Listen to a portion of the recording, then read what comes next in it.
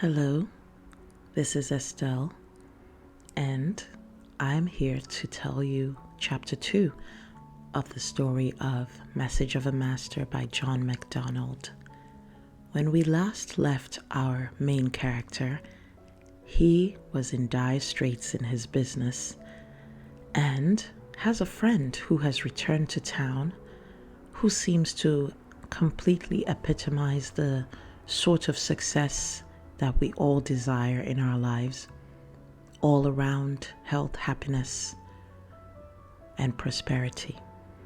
So he tries to get a meeting with this friend, but unfortunately, the friend is unable to make the appointment and winds up being a no-show.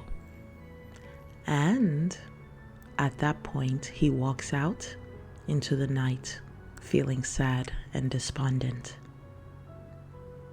So in chapter 2, his friend gets in touch with him, apologizes for missing their last appointment, and asks if it's possible for them to meet that particular day.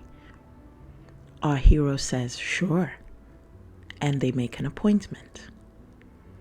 This friend arrives in a late model ultra luxury car, picks him up, and they head to an upscale high-end restaurant where the friend has reserved a private dining room for their discussion. A few more observations about this friend who has returned. He seems calm, poised, healthy, and also seems to possess a secret power that makes anyone around him feel at ease and forget their troubles. And this is exactly how our hero is feeling when he's in the company of this friend. The friend begins to tell him that when he left for Europe, he was in such a dark place that he had actually contemplated suicide, but it turned out he was afraid to follow through. I think a lot of us can identify with that. I know that sometimes in the past, have been in a place that was that dark, and what stopped me from following through at that point, and now I'm glad I did not in retrospect, but I kept thinking of the havoc that would wreak in the lives of anyone who cared about me. I'm sure that's not something that the people you leave behind can easily come back from. I know if it was someone I loved or cared about, or even an acquaintance, I would forever be wondering if there was anything I could have done to stop them from doing that. And now they're gone. It is a tremendous trauma to put on people that you love or who love you. Anyway, let's get back to the story. So, he did not do it, thankfully. Now, while in London, this friend meets a man who is called a master. He's still at this point in the depths of despair and decided to go to the theater to cheer himself up, or to try and cheer himself up. He purchased a cheap ticket because that's all he could afford. But on arrival at the theater, he realized that he's been given an expensive box seat ticket.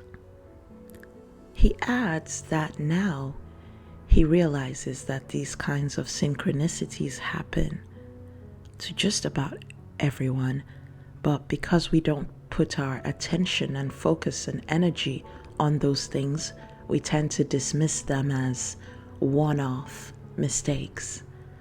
Then we don't get more of them. So while at the theater, he meets a very unique person with an unusual radiance about him, and he feels completely at ease telling him about his troubles. Though simply dressed and with a humble manner, this man seems to draw attention wherever he goes, and people treat him with great respect and courtesy. Isn't that what we all want? To be seen, right? So I would say this man has mastered how to be seen, recognized, and acknowledged by the general public. That's what we all want as human beings. We want significance. So, after the play is over, he and this master visit a cafe. And the master tells him that he will be boarding a ship to New York the next day. Remember, this part of the story is happening in London, where the friend has gone to hopefully try to recuperate and get his health back.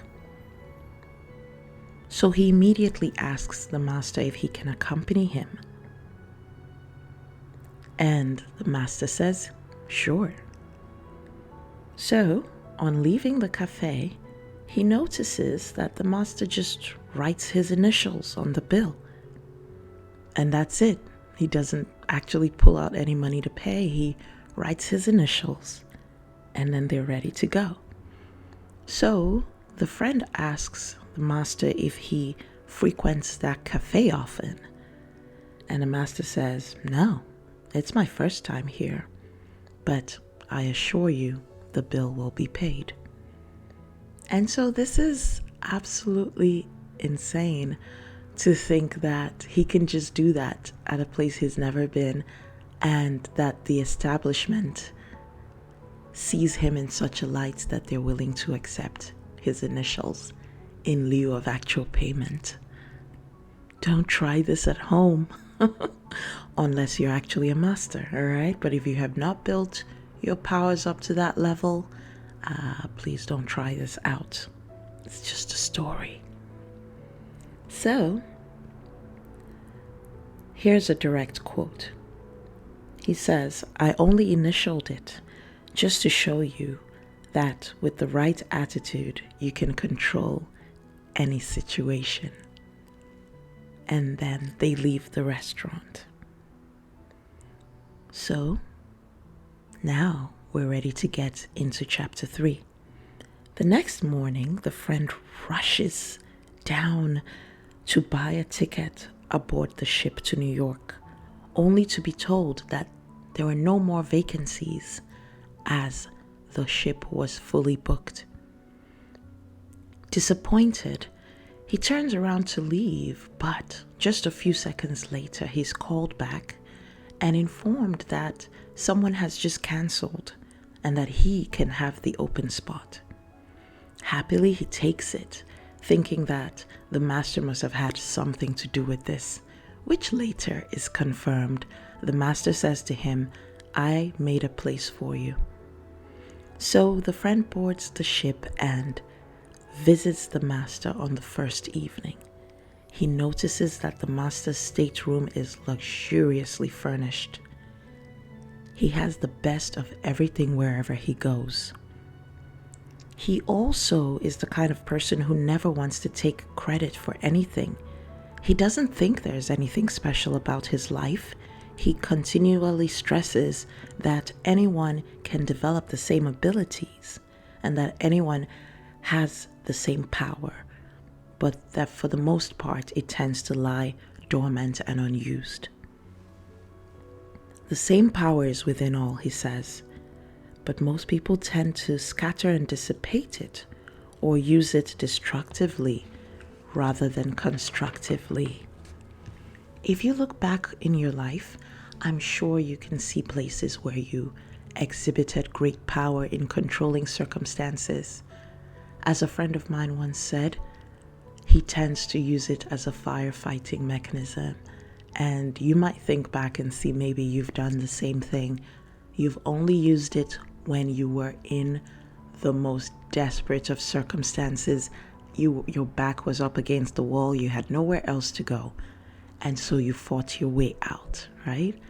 But most of us have just been taught to expect so little that we tend to, a lot of times, just accept things and not fight until things are extremely dire. So if you were able to channel that same ferocity that you had, that the moment you were facing really dire circumstances, You can channel that when things are not that desperate, right? You just need to raise the bar of your, what we call, my brother and I call your baseline. Raise your baseline.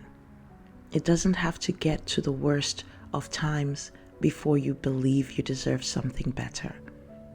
You deserve something better right now, always, no matter how great your life is. And this is not about not being content.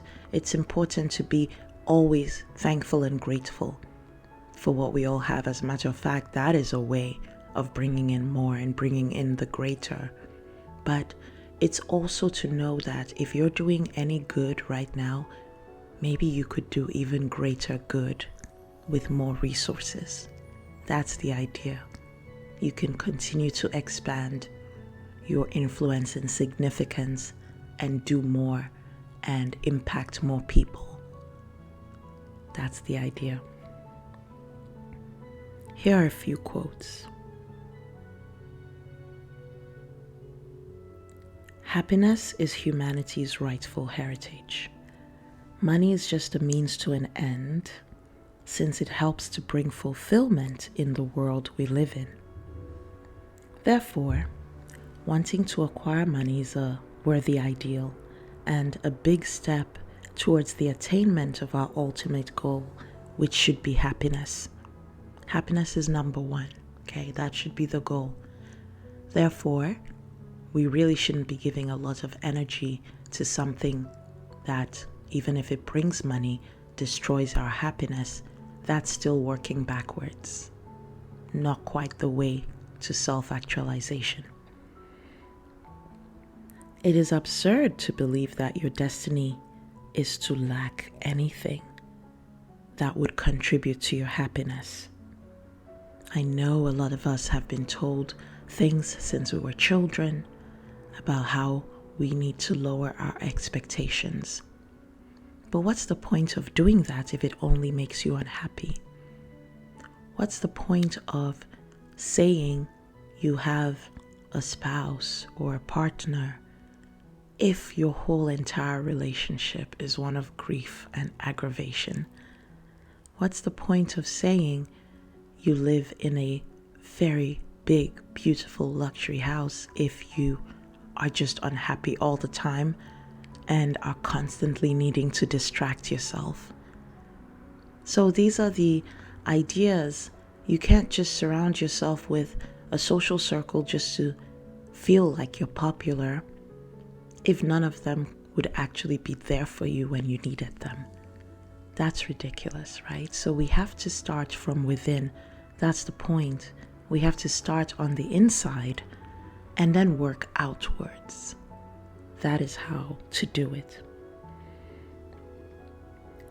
You can have anything you want and in abundance when you learn to tune into the power within. As long as you are able to make yourself believe that the goal you have is in fact attainable for you, then that's really what it takes, because belief is a very, very strong thing. So whenever you are not able to get something that you really wanted, achieve a particular goal, you have to look inward and wonder, ask yourself, did I ever really believe I could have this? Or was I taking a lottery mindset? Oh, let's throw a bunch of things up and see what sticks, right? You have to actually believe that you can have what you want, and then you can begin to work towards having it. All the hustling and being out there, expending energy will only go so far. And I know a lot of people place all of their emphasis on what you're doing out there. But if you have not yet settled what is within, then all the energy expenditure outwardly will only go so far.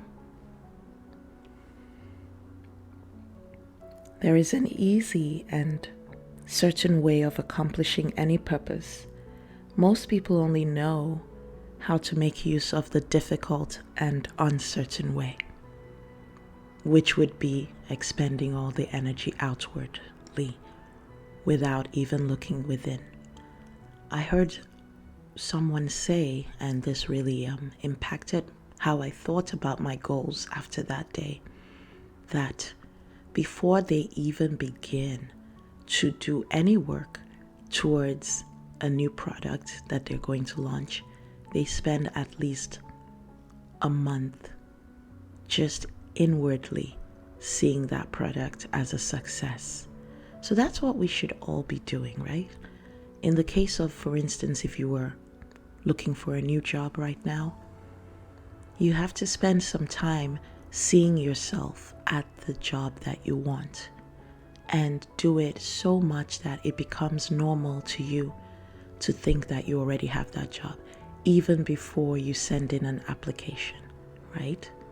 Or if you've already sent in the application, do that in the interim between the time you apply and the time you get called. Because if you do this properly, you are going to get called. This is not theory. This is reality. I just did that a few months ago. All right? And wound up doubling my last income doing that. So that concludes chapters 2 and 3.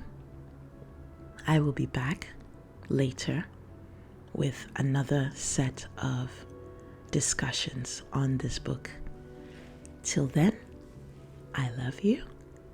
Continue to live your life with great elan and fabulosity. See you soon.